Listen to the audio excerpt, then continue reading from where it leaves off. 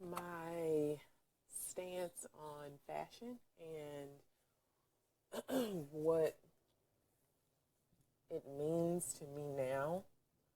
It's always really been about a style thing to me. I understood that it's really a state of mind. And, but I understand now that I embraced fashion because it was a way to distract from my real self, and it was a way to express who I thought I should be because this was what people told me, this is what they sell in the stores. You know, um, when you're buying clothes off a rack, to actually say that this is an expression of you is, to me, a lie from the jump.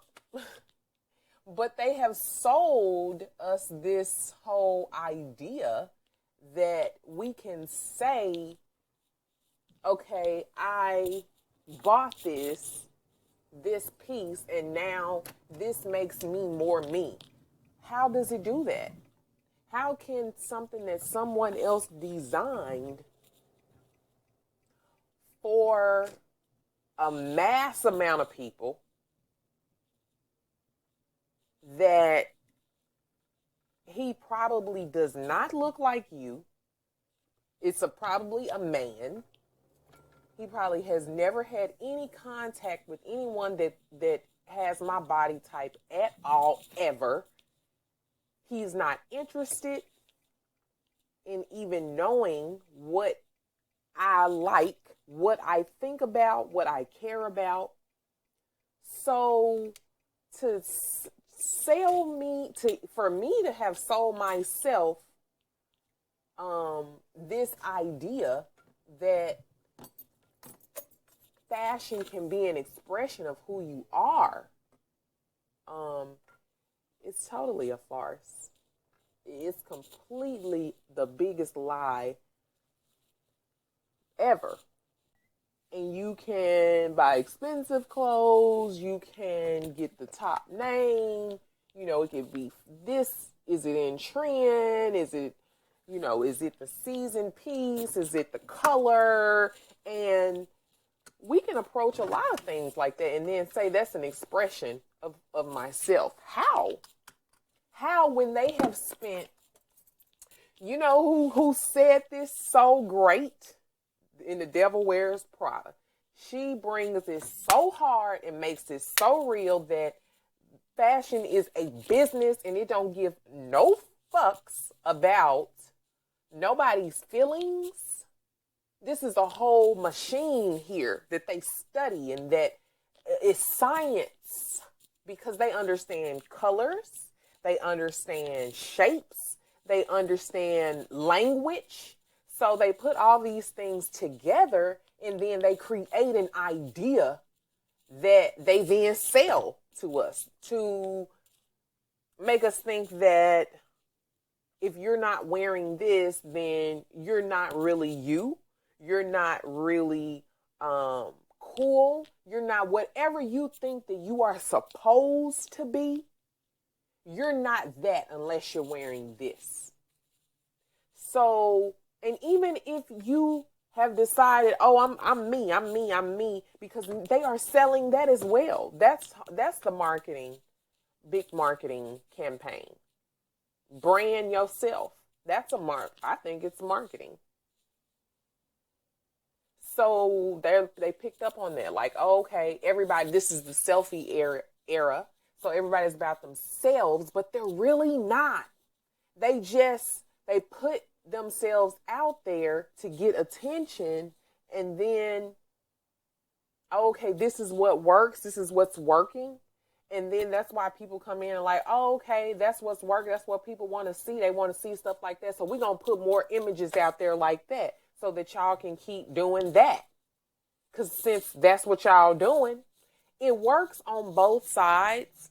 Because if we're truly representing ourselves, then it's a beautiful thing if the world sees it and picks up on it and emulates it, right?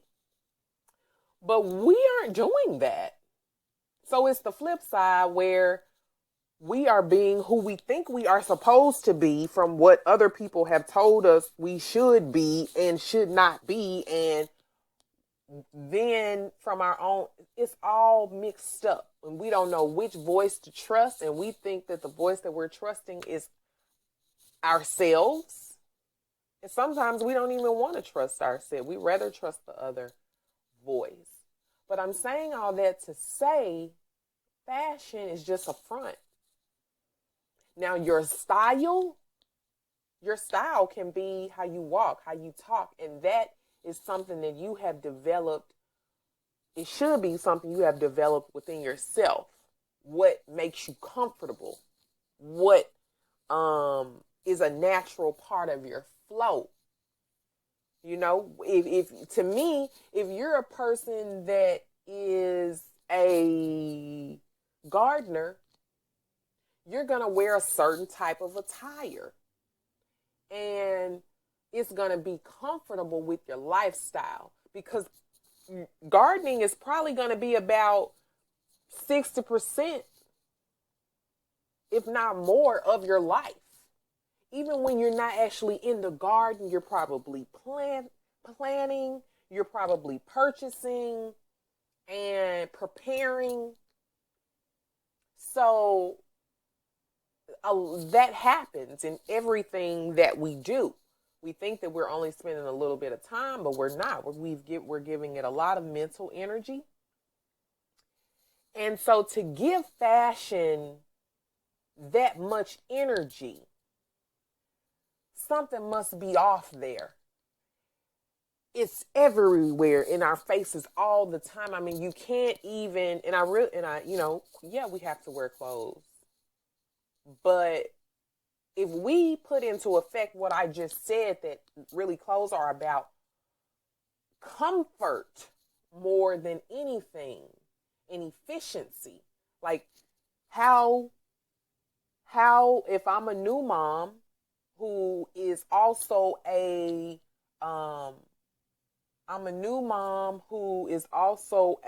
fashion designer, right? And I got to run my business and I have a husband. So I need to wear clothes that fit that lifestyle. Not what's in trend. Who cares? This is my lifestyle. And I need to wear clothes that are comfortable enough for me to get from point A to point B. And I need to still look presentable and be functional. So function and comfort and then presentation. But if function is first, it's covering your body, then is it going to work with what you're doing? You can't wear a tight dress, really, how? Really ever. But how, if you're a new mom and you're a fashion designer and you got a husband, how does your lifestyle afford you the ability to wear that tight dress and really be efficient and effective at 100% and comfortable? More often than not, women sacrifice comfort. It's just like not even on the chart of fashion. And then they have flipped that into style. So now it don't even, okay, if you're uncomfortable, so what? So what if your feet hurt? So what if your pants cutting off the circulation in your vagina? So what? So what? So what? Well, a lot. How you supposed to effectively balance out your energy? How are you supposed to really take care of what you're supposed to take care of if you're in pain and or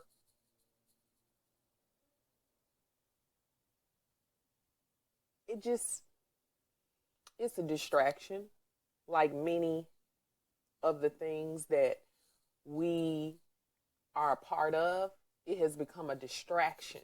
But at the same time, I am, I love, I really love fashionable pieces. I really do. I think they're beautiful. I think it's a beautiful art. I love garment construction and wow, to see things and how they're made, and it's really incredible to me. It's a whole process, and it takes a whole army to make a shirt. Not just, but I mean, really, to do what's being done, we really should look at what is put in to it. And then we should know how much energy we should give it and why. So if they put all this energy into making cobalt the color of the season, why did they do that? Why? Why did they tell us to focus our energy on that color? Do you think there's not a reason? Well, I think that there is. And so I think that there's a much deeper science behind a lot of the things that they push in mainstream, and fashion is such a big thing. And I'm wondering why. Why do you want me to be so focused on my clothes? Why are you keeping me so distracted by what everybody's wearing? That I'm like, oh, you fly for the gods, and like, so, okay, and great. And I want us to look good. I think it's a statement of power, of presence. If that's what we have made it, I think that's a part of our culture. So I don't dislike it. I just think that it is a distraction. I think that it has its place, and it should be used as a tool. Now, when it becomes a separative tool, then I have an issue with it. When it becomes a negative tool, then I have an issue with it. When it becomes, a tool of identity rather than just, I gotta wear clothes to cover, than a necessity. It's become an identity rather than a necessity. So, like, money is not my identity. It's a necessity. It's something that we need to get stuff done. It's not because you have a lot of it means you could do more stuff. And it means that you have a responsibility to do more stuff, because I mean, why would you have a lot of money just to have it? It's dumb. It's not like it doesn't do anything for you unless you're actually going to do something with it. You're planning to do something with it. Otherwise, it has no purpose. It has no true value. So clothes have no true value. They really don't. They just are a way to make other people feel more comfortable, a way to put a label on you, to identify you, to put you in a group, to prejudge you, etc. And then you could totally be the opposite of that. So really, it's a false perception of reality. It's like, this is who I want you to think that I am, but I could be somebody totally different. And so then when you come in to my space and actually see that I'm somebody else, now who should get checked? You for coming in thinking that you was dealing with somebody different, or me for presenting a lie? We have to deal with things, on a more simpler level. I just decided that it wasn't something that I needed to be.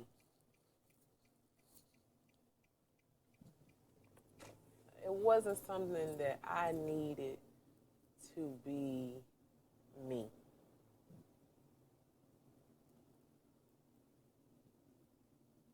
You know? This does not define me. And I'm not about to sit up and I don't want to talk about fashion. It's not even interesting to me because we're not even talking about the truth. If we really talked about the truth of fashion, then we be talking about how none of these people give two damns about the people that are buying their clothes in bulk, the people that are spending the most money. So then we had to talk about all the real shit and not, we can't talk about, oh, how beautiful this designer's piece is, because I'm like, how much does it cost? How much does it really cost? And who do you expect to be able to purchase this shit? Who did you make this for? Who did you really make this for and think that that they are the people that you want representing you? If I was a designer, I already know who my customer is.